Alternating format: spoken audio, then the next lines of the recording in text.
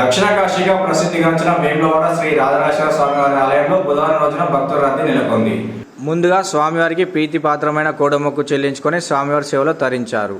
వేసవి సెలవులు కావడంతో సుదూర ప్రాంతాల నుండి వచ్చిన భక్తులతో ఆలయం రద్దీగా మారింది. భక్తులకు ఎలాంటి ఇబ్బందులు తలెత్తకుండా ఆలయ అధికారులు పర్యవేక్షించారు.